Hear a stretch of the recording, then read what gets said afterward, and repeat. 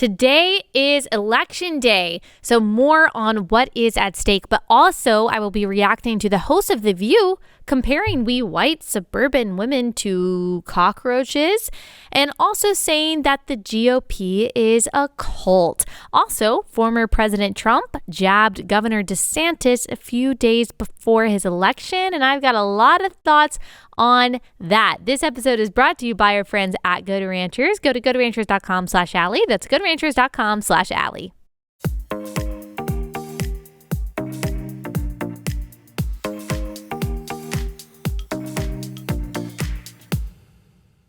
Okay, y'all, it is election day. We've got our friend Steve Deace coming on in a few minutes after I get through some of the things that I want to talk about, and you won't want to miss that conversation because, as always, he is bringing the heat, telling us exactly what is at stake, and we will talk about the forbidden conversation of funny business that unfortunately sometimes happens in American elections. Because if you haven't heard, we are supposed to already be anticipating delays in vote counts.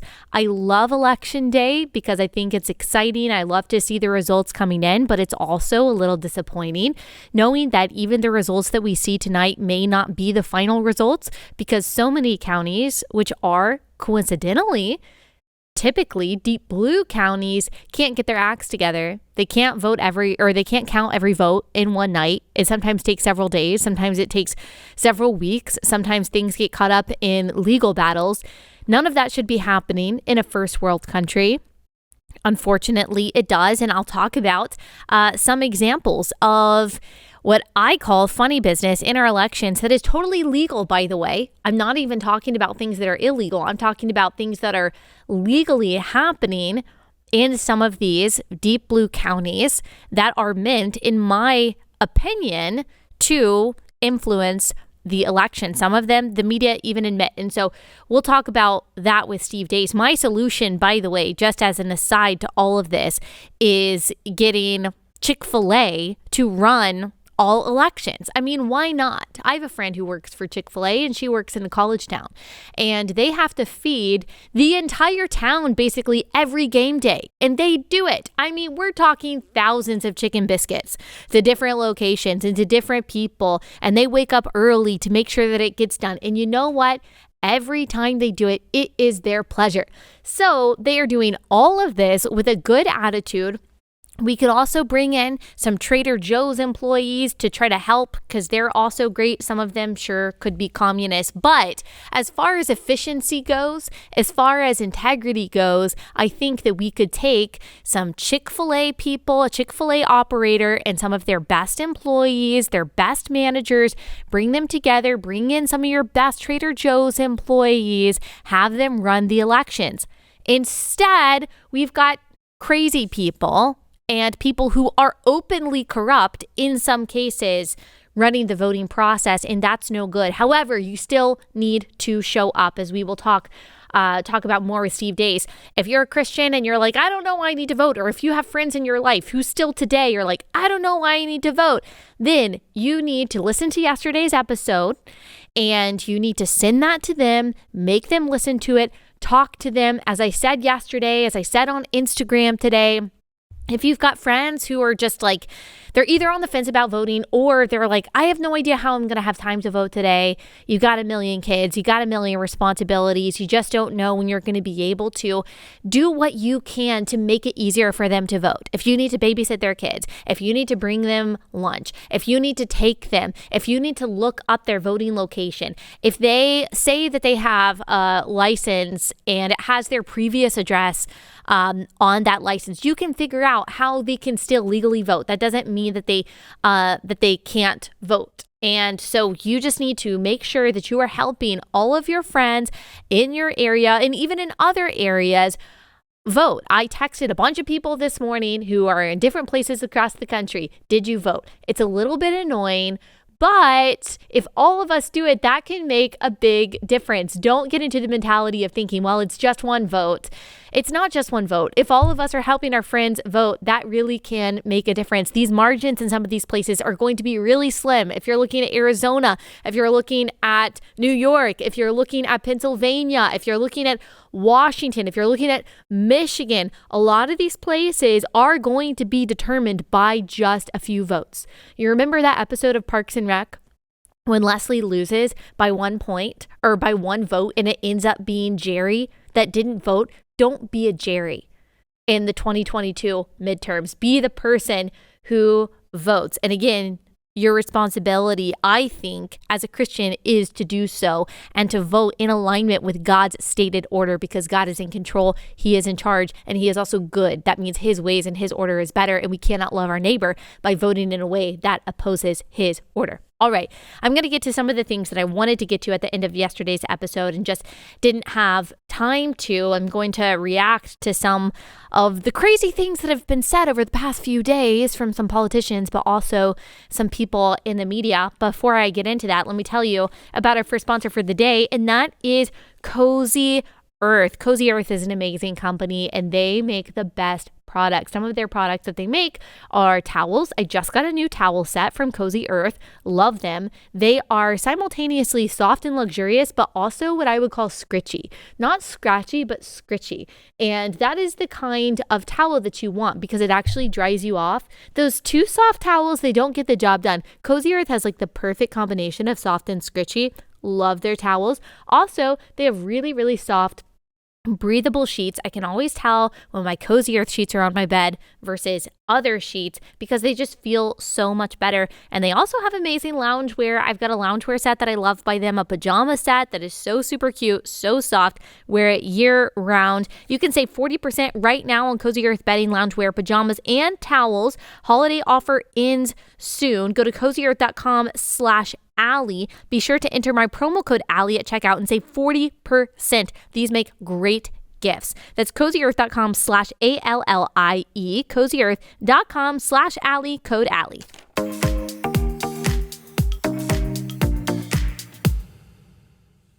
Okay, I finally want to react to this clip that you've probably seen, and it is Sunny Hostin, don't know. She is she's a host at The View.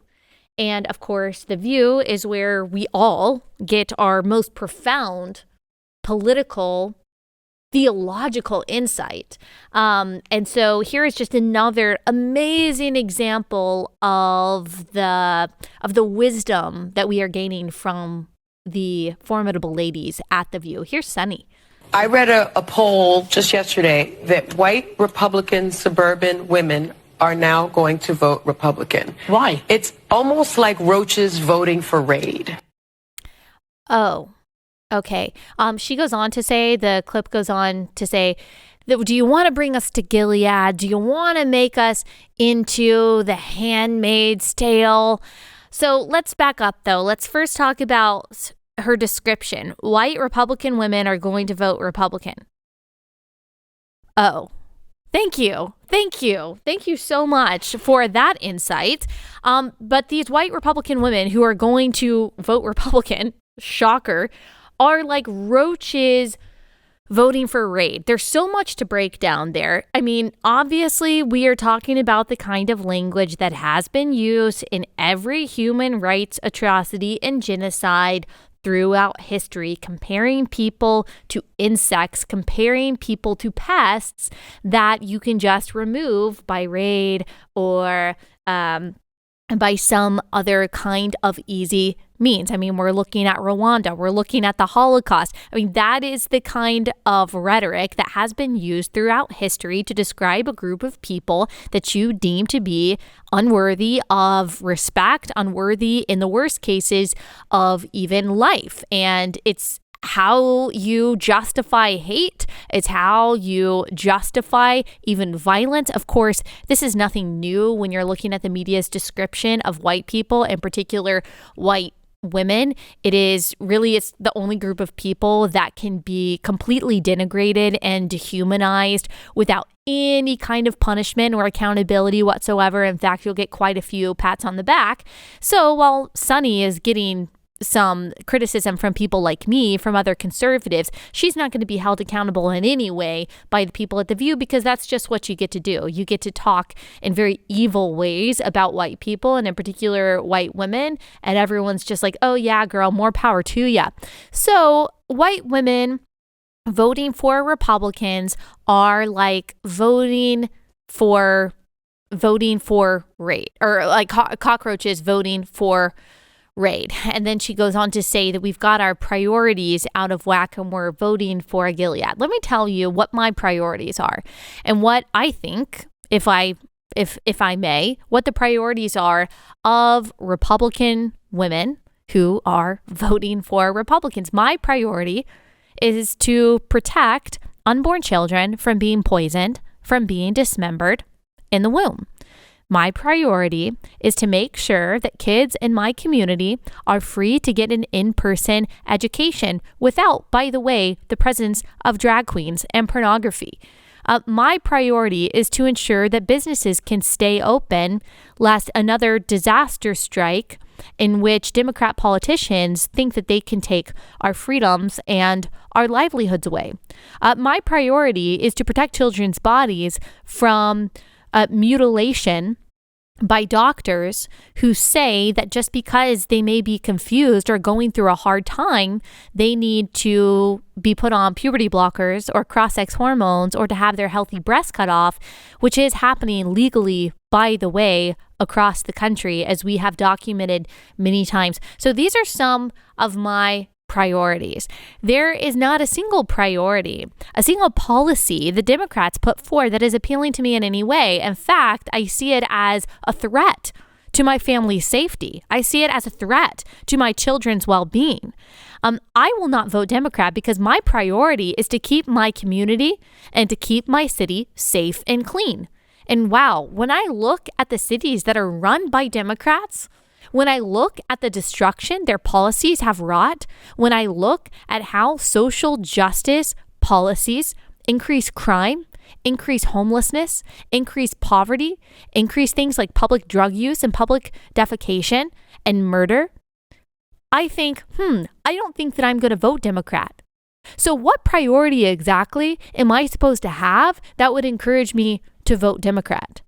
Now, I understand there are a lot of people who are taken in by the rhetoric and what I think is the propaganda that says in order to be an empathetic person, in order to be compassionate, in order to care for the vulnerable, the marginalized, the least of these, in order to care about democracy, in order to be anti-racist, in order to be a champion for women, then you have to vote Democrat. But that's just all rhetoric. That's superficial. There's no real substance behind that. When you move past the euphemisms, when you move past the propaganda, you see the Democrat policies don't really do anything to help women. If by help women, you mean make it legal for them to kill their baby on the taxpayer dime, well, that's not how I define help. If by helping the poor, what you mean by that is chaining them to unconditional welfare and making it more lucrative for them to depend on the government than it would be for them to get a job, then that's not how I define helping the poor. If by criminal justice, you mean simply releasing criminals without bail so that they can then go on to offend. I mean, we just saw a serial criminal in New York attack a young woman who was jogging in the park and violently rape her. He had 25 arrests and, of course, had been released several times by judges who decided that social justice means just allowing criminals to continue to create more victims of violence. That is the case in every Democrat-run city. And that, to me, does not fit a real definition of justice. And so when you move past the euphemisms, when you move past the smooth talking, when you move past the politics of it and the propaganda that we see in the media that says, oh, save democracy by voting Democrat, you see that there's really no reason there's really no reason to to vote Democrat, and there's many reasons not to. If by save democracy, what you mean by that is federalizing elections and making sure that there is no state and local control over our election process, if by saving our democracy, you mean combining the power of the federal government and major corporations, big tech, and the media to dissuade people from voting Republican and censoring any questions about the integrity of our election and policing language the way that we have seen the current DHS and big tech do, then that doesn't fit my definition. That doesn't fit the definition of democracy. So again, just thinking a little bit harder about what is being said versus what is being done. Thinking a little bit harder about the stated intentions of progressive policies versus the actual material consequences of progressive policies. I think most people see that Democrats really don't have anything to offer us. So, Sunny, I would love to hear you articulate and speak slowly. Cockroaches don't understand very much why I, or really anyone like me, would vote Democrat. Tell me. Unfortunately, I don't think Sunny is going to have the ability to do that. And then, just moving a seat over on The View, we have Joy Behar.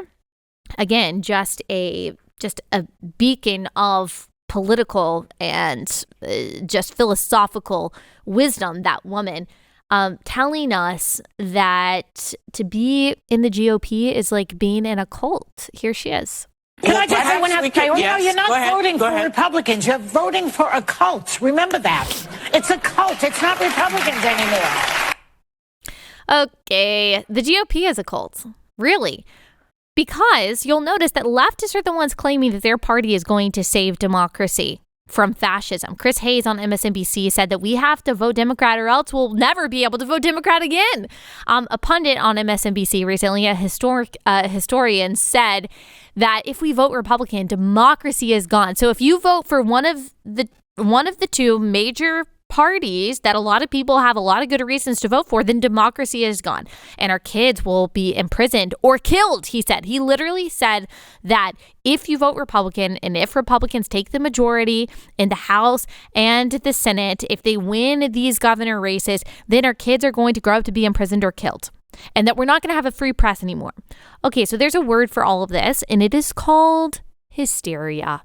And it is induced by propaganda fed to you by a cult. Joy Behar, there is no basis for this in reality. They have absolutely lost it. Now, I'm not talking about all Democrat voters. I'm not saying that everyone votes Democrat who votes Democrat is in a cult. I'm not saying that every Democrat politician is in a cult. But if you are looking at like the media and the activist class and a lot of the base, some of the most radical people in the Democrat Party, I mean, you are looking at cult-like behavior. Trump broke most of these people's brains, and they are no longer, especially when we're talking about the media, tethered to reality, as is typical of people caught in cults. Like boys who think that they're girls are really girls. That statement, or baby suddenly receive value and rights and humanity in the birth canal. Like these statements are not statements that are rooted in reality.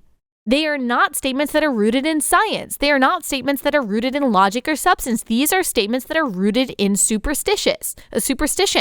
They are statements that are maxims that you can really only believe if they have been repeated so much to you that you have simply accepted them because of their repetition and not because they are actually true. And that is what happens in cults. Like these are actual things the left wing in this country believes. It is superstitious, cult-like nonsense. And so what you're hearing from Joy Behar, it's gaslighting, it is projection, always. It is possible to be, sure, in a Republican cult or a Trump cult. I think that is true. You hear people, defend some politicians no matter what they do, no matter what they say, because they are in like this cult-like state where they feel like they have to defend what has become their God. Sure. But the cult that may be on the right is not nearly as mainstreamed as it is on the left. I mean, because honestly, how many pundits do you know praising the Republican Party as the savior of our republic? No, most of us are saying, look, Republicans are the current best alternative we've got to a party of unrestricted abortion, school and business shutdowns, forced vaccinations, criminal justice that incentivizes crime, and curriculum that includes gender ideology, racial division, and literal pornography. I don't think Republicans are going to solve all of our problems. I think that we've got some good fighters coming up in this election, so hopefully things can change for the better, but I don't care anything about the Republican Party as an institution. I care about defeating the scourge that is secular progressivism, that is leftism right now, but I don't have my hope or my identity or my purpose tied to the GOP or to any one politician at all. In fact, I am very skeptical of the Republican Party. I am very skeptical of every politician. And while I like a lot of their promises, most of them don't have the spine to deliver.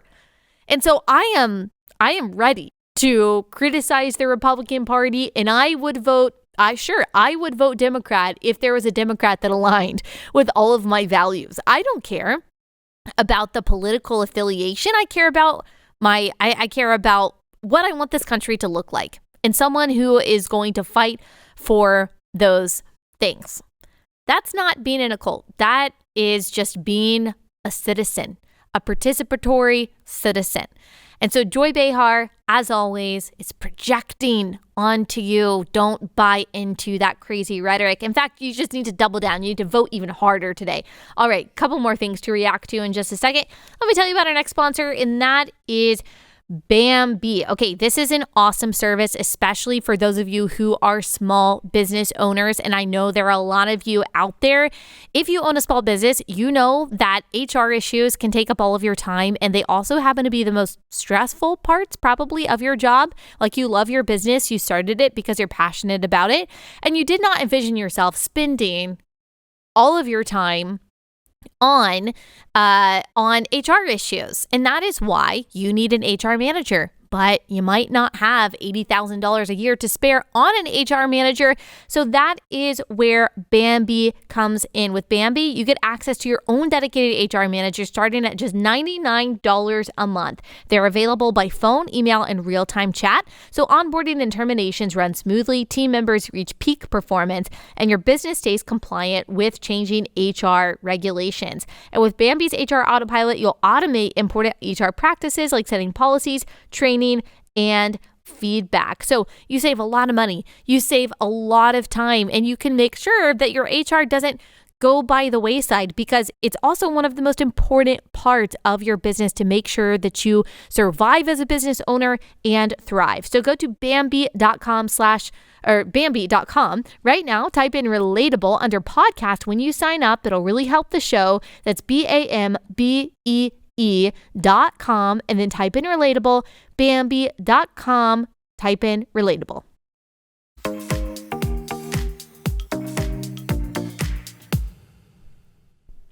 Okay, so I don't know if you saw the other day, Trump at a rally, and he decided to attach a nickname to Florida Governor Ron DeSantis. Here is that. Trump at 71, Ron DeSanctimonious at 10%. Ron DeSanctimonious. I mean, the guy comes up with pretty creative nicknames. Okay, you guys know, like, I'm a big fan of Governor DeSantis. I'm a big fan of, like, how a lot of things that Trump did while he was president. You guys also know that I've had Trump on this podcast, and I am so appreciative of that.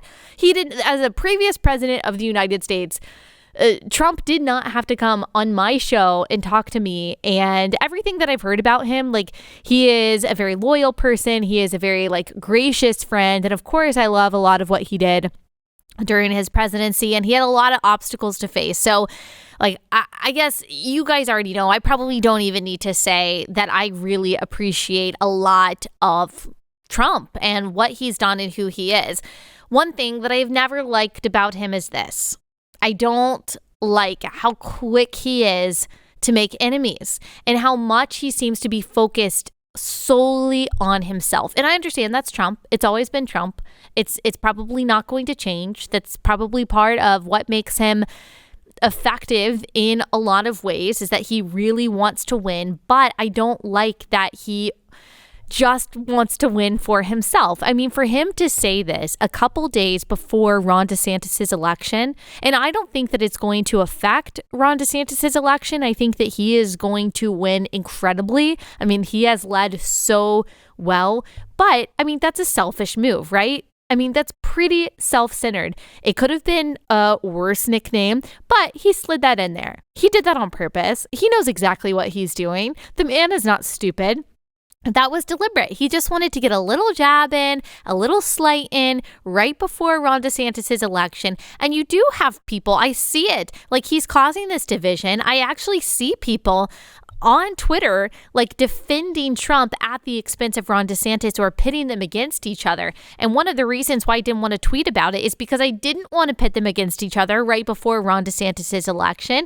And here's the honest truth about it. As someone who I wasn't a fan of Trump during the 2015-2016 primary. I wasn't. But I also knew that he was far and away the best candidate compared to Hillary Clinton. And I was like pleasantly surprised by a lot of the stuff that he got done. And a lot of the things that I didn't like about him, I realized were a lot smaller than I had originally thought. But so here's the truth. I feel like I have a pretty clear-eyed view of Trump and his goods and his bads. Here's the honest truth about it that we just need to admit, even those of us who voted for him twice. He, when it came to COVID, did not do what needed to be done, and Ron DeSantis did. That's the truth of it. Everything that Ron DeSantis did when it came to COVID was everything that we wished that Donald Trump would have done.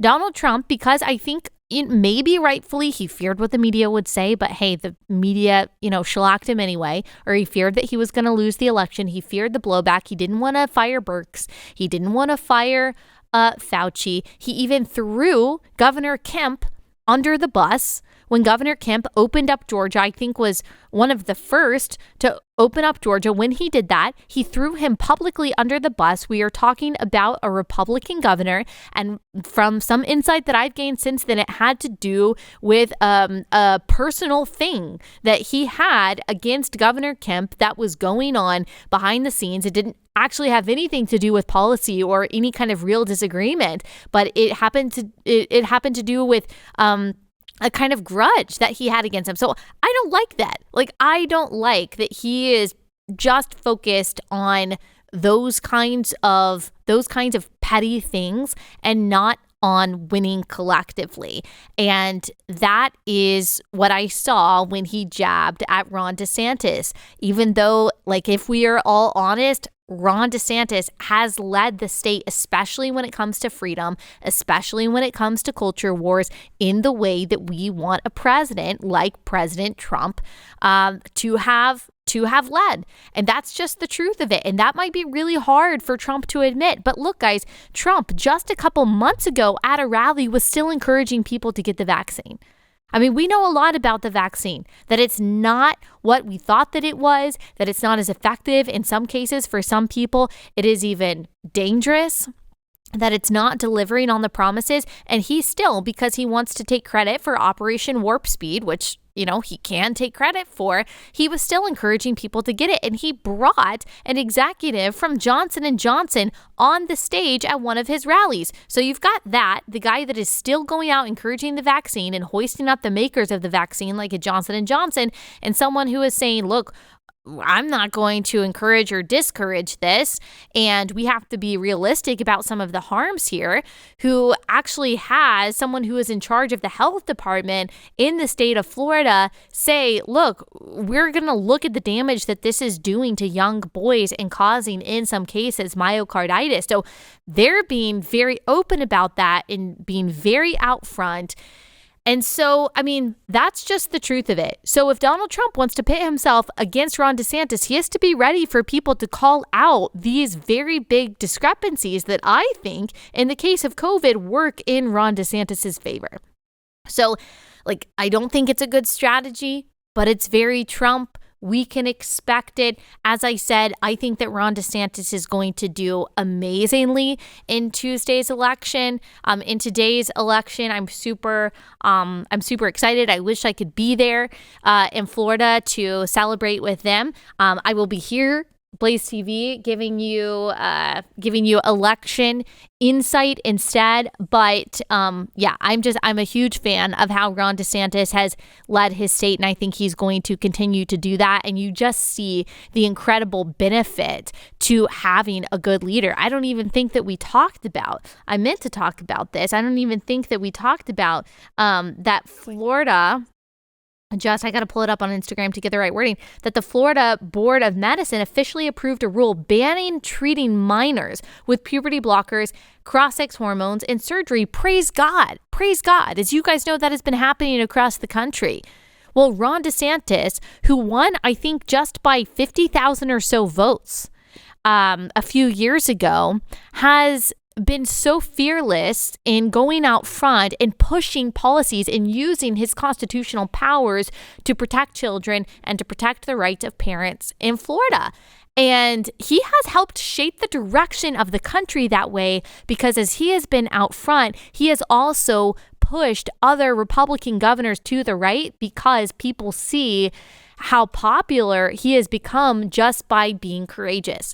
So to me, Trump looks really small and petty when he does something like this to DeSantis. There's just no reason for it. To me, it's because he feels threatened. And look, you shouldn't. You should look at his example and say, wow, I could have done better on COVID. We're going to do something different moving forward if Trump is in the same position that he was a few years ago again. So that's how I feel about that. I'm sure I'm going to get some people mad at me for saying anything about it at all, but I just had to say something. So there are a lot of other things, man. There's a lot of other things that I want to talk about today. But because I want you to listen to this awesome conversation with Steve Deace, I think I'm going to I'll cut us off. I'll cut us off for now and let you listen to him tell us what is at stake today and everything that is going on. No one brings the heat like Steve Deace on my show. So without further ado, here is our friend, Steve Deace.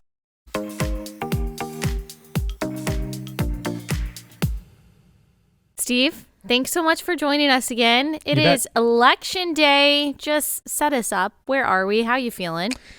I hate the phrase, it's the most important election of our lifetimes. I've heard it my entire life, and it's almost never proven to be true. So I'm really hesitant to say it again. And I don't think you're going to save America. But I do think it's the most clarifying election of my lifetime, and I'll be 50 next year. And what I mean by that is America's going to go on the record. This has been the most honest, what I like to call the spirit of the age, has been about its agenda. I mean, when I was your age breaking into this business, I would do shows that were like, this is what they really mean. And this is where they really want to take us if we let them. We're in those places now. They're doing those things now. They're saying them out loud now. And no American has an excuse. Everybody will go on the record. You either are just too lazy to care about the future, you're either down with the darkness, or you'll take a stand against it. My assistant Todd coined this a few weeks ago on our show, that sanity is on the ballot. Yeah. And I think it's the most clarifying election. And then its importance will be determined based on what happens as a result of the results, right? Are we just issuing a sternly worded letter, or is it a statement of intent, of what we intend and demand to occur in response to what has already happened? What do you say to the people who say, well, it's not really an election, it's a selection? And depending on where you are, there are people who think that the corruption is just too strong to really, for them to make a difference by voting. And so some people sit at home because of that. Some people do still go out to vote, but they just have no hope in the process whatsoever. I mean, what do you think about that? I don't blame them based on what happened in 2020. I mean, I was sitting on the desk as this was going down, and the first thing that rang alarm bells for me live on the air here when we were doing our election night coverage was Antrim County, Michigan. I grew up in Michigan. I know the state very well. And you just don't have the swing like that. That was a very strong Trump county, and all of a sudden they're claiming he lost it by, Venezuelan margins. Something wasn't right. And they eventually corrected that. But I would say to those people, the basis of your frustration is correct. The question is, what is your solution? Mm-hmm. The cover story for what happened in 2020 was that Trump was just uniquely unpopular, and we had years of approval ratings that were anemic to show how he was uniquely unpopular, and he had just lost 40 House seats based largely off of women like what you're trying to reach in your audience who voted for him in 2016, and they so turned him off that he lost 40 House seats. And so he lost those suburban white women again, but in record numbers, and we had this huge influx of young people who voted because of the mail-in ballots and the ballot harvesting, and that explains all these incongruencies, like Joe Biden winning none of the traditional bellwether counties, none of them anywhere in the country, like Donald Trump expanding his vote with Hispanics and blacks, getting more non-white votes than any Republican has since 1964, but still losing. Okay, Republicans picking up 14 House seats, but the Democrat presidential candidate got 81 million votes, right? That's how they explain these asymmetrical incongruencies that just have never happened in any American election before, that Donald Trump was uniquely unpopular. He's not on the ballot this time. And so if we see these incongruencies again, and they don't have a cover story, they don't have 2 years of polls to produce a narrative for this. I mean, Biden is polling worse with independents than any president has, other than George W. Bush at the end of his presidency and Nixon before his resignation. Okay, mm-hmm. So they don't have a polling narrative to justify this. They don't have Donald Trump on the ballot to say, well, he's uniquely unpopular. And so I think one way to get clarity about 2020, Allie, is to vote in 2022 and to say, all right, I'll call your bluff. Let's do this again. Because if I see 4 a.m. drop boxes again that magically had like no errors, no mistakes, had almost 100% acceptance rate, and they all voted in uniform block, then you'll truly know something nefarious is at work. Mm-hmm. But I'll add one more thing to that. The amount of chicanery or cheating that went on in 2020. Remember, though, all that was done to produce scant margins. Georgia was determined by, I think, 13,000 votes statewide. Pennsylvania was determined by, I think, 80,000 votes statewide. Nevada, Arizona, 30,000 votes statewide. It is not easy. As someone that's worked on campaigns and been a part of elections and turning out the vote efforts, the idea that you can just wholly cheat and overcome 5, 6, 7 point deficits, I don't think people understand, if you haven't been involved in the nuts and bolts machinery of politics, how difficult that is. And they're also starting from a much lower baseline of minority energy than what they had before. We're actually talking about, can Republicans win Hispanics nationwide in an election for the first time ever? Okay, so there are things working against them. That doesn't mean I don't have any worries. Like if I lived in Pennsylvania, I'd be very concerned. If I lived in Pennsylvania, New York, and Michigan. They're already talking about the Fetterman campaign. Yeah. Is already, well, didn't they say that they were suing to ensure that they had just actually lost a federal case that said that unnamed, unmarked, wrongly dated ballots cannot be counted. They're actually launching another lawsuit to try to overcome that ruling that they just lost. Yeah. Right. And even if, like, you have spent a lot of time looking at the irregularities, if you will, in the 2020 election, what could have caused it, a lot more time than I have on this podcast. But even if you are someone who, like me, you haven't taken the time to study those things as much yourself, you can still look at just what the regime is saying, just what the leftist media is saying out loud about the 2020 election, and say that there was some funny business. There was that Time magazine article that said the bipartisan campaign that was, or the secret history the OJ If I of Did the It shadow article campaign that saved the 2020 election. Right. And so they're talking about technically legal things. They're talking about corporations, the media, very powerful people around the world coming together to ensure in every legal way possible that Donald Trump did not become president. So that alone Agreed. should make you question every time you hear someone on the left say democracy, ask yourself, well, what do they mean by that? Do they mean actual democracy? Or are they talking about the most powerful entities in the country and in the world coming together to ensure that people don't vote for the Republican candidate? Mm-hmm. And is that your definition of democracy?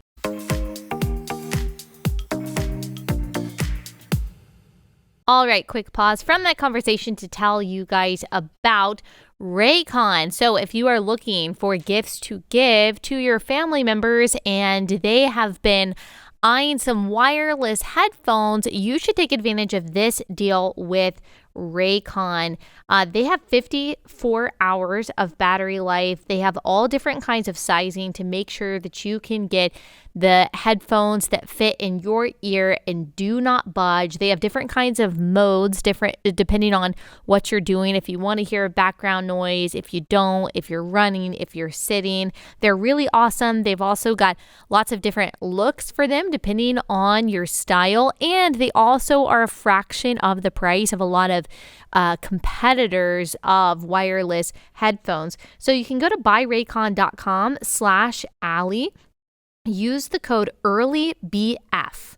EARLYBF. Get 20% off site-wide. That's a 20% off on whatever you buy.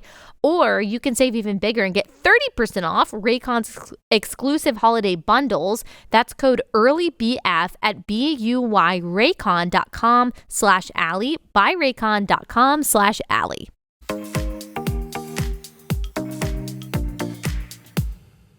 And there's also an example in Harris County, Houston. It's a very big county. It's bigger than several states in the union.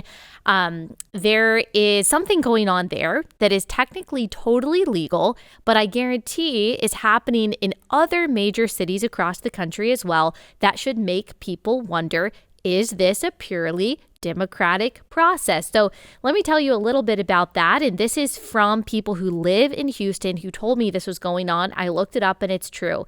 So Judge Hidalgo in Harris County, very corrupt, social justice, left-wing judge, light sentencing. That's why violent crime and murder have gone up so much in the city of Houston. She's up for re-election. She's very unpopular. She doesn't want to lose. And so she is in charge of appointing, along with this group, the person who runs the elections in Harris County. Again, a very, very populous county that typically votes blue, but the tides are turning there, as they are in many cities, because people are tired of getting murdered. They're tired of not being able to go out for pizza without their 9-year-old getting shot in the head by a person who should be in prison. And that's something that happened there recently.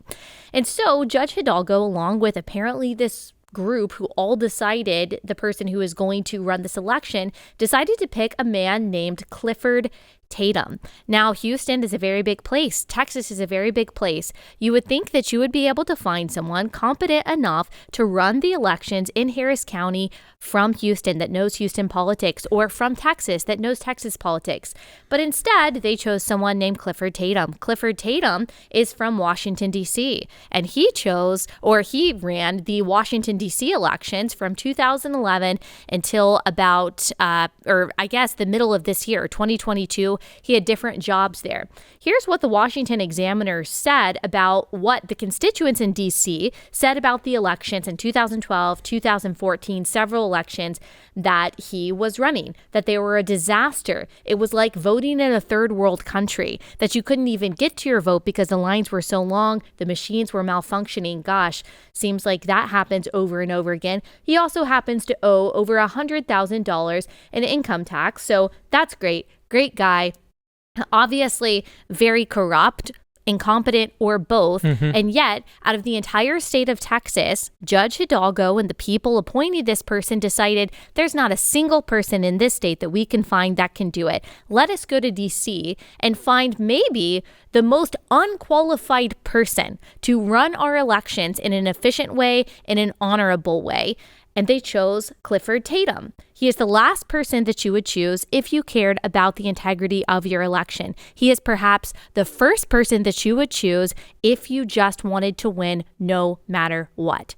So that's happening in Texas. That's happening in Harris County. I guarantee if it is happening in Houston, Texas, it is happening in other cities across the country. So just understand, you don't have to get into conspiracy theories. You don't have to do a whole lot of research to see that, yes, there is funny business happening in these blue counties. As you said, that's not a reason not to vote. I mean, you're definitely going to lose if you don't vote, but we want those margins to be as big as possible so that the kind of funny business we're talking about is really difficult. But there is a reason for people to be skeptical. Absolutely. So I just wanted to share that, at least one anecdote. That's very important. And there's an old saying I quote on my show every now and then: treason never prospers. What's the reason?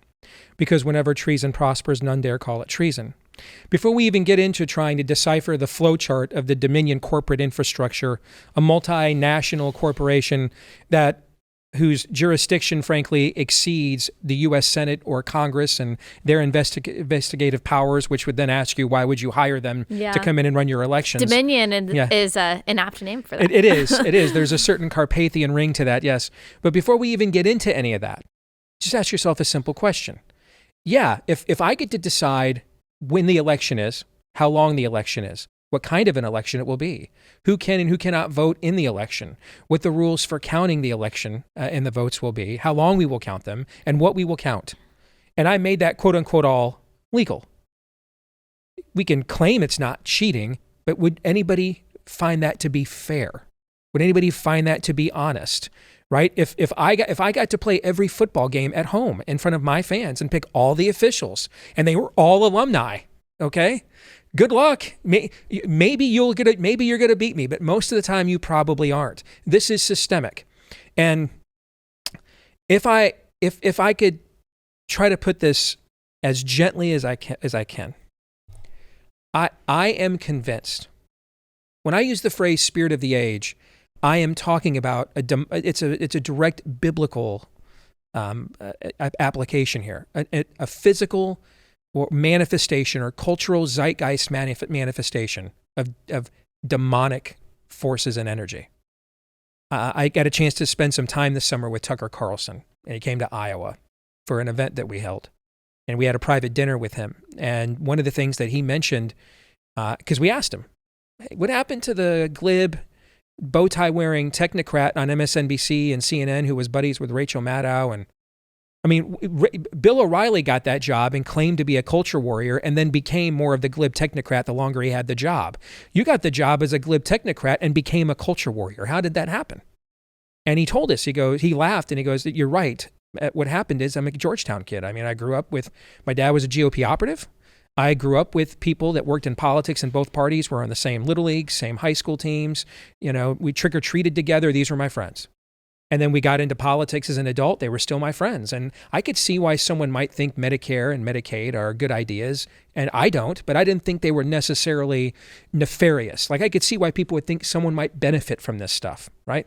What's happened the last few years in this country as someone who grew up his entire life in politics is we are pursuing policies and doing things that there is no benefit for. No and he argument. goes, I can't technocratically add that up. It doesn't logically add up. So there must be some form of darkness at work here. That's what he said to us. I mean, they're going to get annihilated today.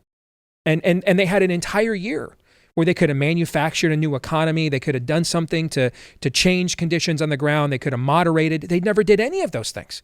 And then their last pitch for the last month has been vote for systemic societal collapse so you can have systemic child sacrifice. That's their closing pitch for the last month. Like they've offered nothing. They're not even running Republicans are going to cut your Social Security and Medicare ads that I've seen my entire life. They just went right for, the Valley of Ben Hinnon. And I think that we need to consider that behind the scenes, there is a nihilistic effort on that, and understand hell hates both sides of this culture war. Mm-hmm. Regardless of what belief system you bring to the table, if you are an Imago Dei, you are hated in hell. You're hated. They see that you. Even if you're being used by them, they will enjoy tormenting you when you arrive, nevertheless. And I think what's happened is you look at this left-right divide, and they have encouraged the people on the left to cast off all restraint and go over the cliff and just come out really in a red pit, in a pitchfork and a red unitard and dance the jig and do it in front of people's kids. And then on the other side, they're convincing our people it's hopeless. Nothing you can do. They're going to chest bind your daughters. They're going to castrate your sons. And there's nothing you can do. The people you vote for won't do anything about it. You're going to have to take this into your own hands. Don't you own 300 million guns? And that's what I think is happening here. I think that they are trying to crush the process of trust in the elections so that people feel as if my voice will not be heard, then I will make it heard. I think that they try to infiltrate primaries to put the worst form of Republicans up there so that when you vote for them, you have to beg them to do anything, let alone push back in any meaningful way so that you feel your interests aren't being represented. And therefore, you should probably go out into the streets and represent yourself. That's why what they will try to do to destroy a Lake or a Trump or a DeSantis that they view as a disruptor. And those three have different personalities and convictions, but they all represent disruptions of the system. Mm-hmm. They don't want you to feel like you have that. And I think that's because we're being cattle prodded here into a nihilistic outcome. And I think it is vitally important that after this election is over, you must demand that like this morning, I wake up, first thing in my inbox, Ron DeSantis has his Department of Justice order the Biden communist election fixers out of Florida. You're not coming here. Get out. We're not letting you in. That level of aggression, that level of interposition, we must demand that the people that we are voting for on the state and local level are that level of aggressive against what is coming out of the national Leviathan, because I think they want us to go to the streets. I think they're provoking us to some form of civil war so they can roll out the tanks and do to us what they really want to do. And then I think the spirit of the age says, my job here is done. I created the nihilistic outcome I want. You guys have it out. We're moving on here. And I think there's only two ways out of this outcome ultimately. One is revival. The other is demanding that the people we elect will aggressively, I love what you have right here, raise a respectful ruckus. They will peaceably but aggressively use the power we give them. I don't want to see any video. I was just in Oklahoma filming a movie. We filmed it at a maximum security prison. I know they have them in Oklahoma. I don't want to see any more videos out of a place like Oklahoma. Drag queens twerking and teabagging children, Oklahoma. And they're arrested on the spot, and they're put in a hole, and we've lost the hole. Okay, there needs to be that level of law and order from the law and order, because my fear is, Allie, it's not human nature to say, by all means, take my property, take my prosperity, take my progeny, take my kids, without a shot fired, no fight. And there has never been a peaceable handover of liberty, wealth, property, or freedom in all of human history, and there never will be. And my fear is that we are being cattle prodded into this demonically, this nihilistic, that nothing we do matters. And then eventually, I guess the only thing that matters is I have to do this with my own hands. And I think we must demand that the people that we're going into a tsunami to vote for today turn this nation into Helm's Deep when this election is over and they take office. We cannot afford any more Mitch McConnell technocratism. We cannot have Greg Abbott literally having to be begged to declare the border of Texas an invasion. We can't afford this. You must forcibly act as peaceably within the confines of the law and the constitutional structure we have. But there must be punishment for this. Mm-hmm. You're a parent, you're a mom, I'm a dad. If you do not punish bad behavior, what do you always get more of? You incentivize That's right. There must be punishment. I'll quote a very famous Texan, Lyndon Johnson. Power is where power goes. Mm-hmm. I don't want any more. No more tweeting about it. No more owning the libs. No more cheeky lingo. I got up this morning and Ron DeSantis just said, get the hell out of here. No warnings, no threats. We're just doing it. Okay. Fulfill your oath and bring the pain peaceably, but aggressively. Because if we don't, I fear that this will become unpeaceable, and that I don't want that. This is a great country. I spent 6 hours watching college football Saturday with my son. I just married off one of my daughters. We had a great day with that. I took my youngest daughter on a daddy-daughter date last Friday night. Okay, I live a pretty nice suburban life. Right? Do I look like someone that's out eager to join the local militia and fight a civil war? No, I want to enjoy the accoutrements of what it means to be an American. But those don't come freely. They come with a price, and that's vigilance. And the people that we're going to vote for every Carrie Lake you're about to vote for every Ron DeSantis you're about to vote for, you're going to vote for probably 20 Republicans that you are going to, shall we say, have to encourage to do the job you are electing them to do. You cannot go on autopilot. You cannot assume that because there's an R after their name that they know what time it is. They will act accordingly. Citizenship begins at the voting booth. The boomer generation had this silent majority paradigm. We put up with it. We show up on election day, the silent majority. We defy the polls and vote in Republicans to save America. How's that worked out for you and I's generation with the country we're inheriting? Did that strategy work? Right. So we need a new strategy. Here's the new strategy: vigilance. Do your bleeping job, and we will demand that you do your job because that is your job. You were brought here as an instrument and a tool of justice, or as Paul would put it, to bring the sword of righteousness against evildoers. So bring the sword.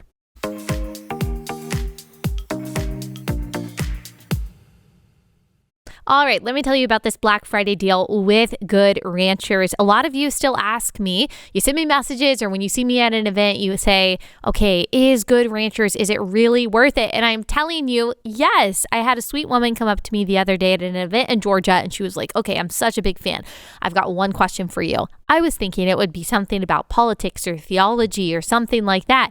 No, it was about Good Ranchers. And I looked at her and I said, yes, ma'am, you should absolutely get Good Ranchers. It is totally 100% worth it. And right now, with this Black Friday offer, it is more worth it than ever. You get 2 Black Angus New York strip steaks for free. These are USDA upper choice steaks, your best choice for the holidays. Black Angus is flavorful. It's easy to cook with. It's free with Good Ranchers. This is an awesome deal. This is also a great gift for someone in your life, maybe for your family, for your husband, for your dad, for your brother, for your friend, whoever. I mean, they would love the gift of Good Ranchers. You can just get them a box of meat, or you can go big. You can buy them a subscription. They get that box of meat to their house every month.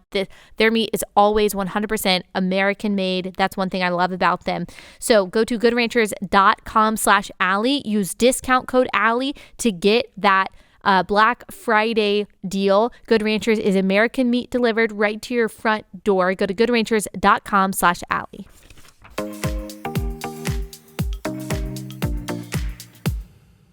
Steve, there is no way to transition smoothly to what I'm about to ask you, but you wrote a children's book. I did. And I want to hear about it before I have to let you go. I did. My publisher came to me about a year ago and asked me if I would consider doing this. And I was like, no, not necessarily my thing. And I'm like, Rush had all his Rush Revere books, and this has been done before, sort of the true history of America for kids. And so if I was going to do it, I wanted to do something original. So I proposed, I told him I will do it on one condition, that we do America's Christian heritage instead. And they said, okay, what's the first one? So to me, I thought, well, America's Christian heritage, we're going to do the first one. It should start at the beginning with the Pilgrims. Yeah. All right. And so we envisioned it as a pilot if this one is successful. And Publishers Weekly said last week we were the #1 best-selling nonfiction children's book in the country, which means they're going to bug me to now do more of these. Yeah. So thanks to everybody who made that happen. But we decided, let's make it a series, if this one works, answering the question, why? Yeah. So the first question we answer is, why Thanksgiving? And the subtitle answers the question. The Pilgrims started Thanksgiving for the same reason they came to America, because they love God. And we walk through a lot of the history that you won't know, but when I was growing up, I mean, the Snoopy Peanuts Thanksgiving show was an hour long. And the second half hour was Charles Schultz telling the true story of the Pilgrims. They don't like airing that stuff on national TV anymore. So I wanted to put all that history back in. So the stuff like, what are the odds they would travel thousands of miles? It was their second destination. They originally landed somewhere else and then ended up at Plymouth, and they just so happened to run into an indigenous person named Squanto who knew their language, who had been freed by Christians from slavery, so he knew about their religion. What are the odds of that? I mean, those odds are incalculable. That's clearly the hand of providence involved in that process. And so I wanted to make sure that the kids got that history. Like, there's no other way this could have happened. And it doesn't matter really how imperfect any of these people might have been, because we all are. What matters is how perfect was the hand that was guiding these imperfect people. That's what really matters. And so I wanted to for the kids to see, while they still had the faith of a child, how these things just could not have happened if we tried to make them happen. That there's only one explanation when you connect all the dots for how they ended up here, how they survived, how they ended up running into people that actually knew what their traditions were. There's only one explanation for that, and that explanation is God. Awesome. And what's the title of the book? Why I appreciate that. Why Thanksgiving? And the Pilgrims started Thanksgiving for the same reason they came to America, because they loved God. Yes, and amen. Well, thank you so much. That ends us on a little bit more of a positive note. I appreciate that. Thank you, Steve. And I will see you tonight. You will. Yeah. On Blaze TV, our election coverage. Make sure, everyone, you go to blazetv.com/election. Do we know? Midterms. There we go. blazetv.com/midterms. You can also watch it live on YouTube. We will be there with all of our fun Blaze TV friends. It'll be a good time. Looking forward to it. Thanks. Thank you.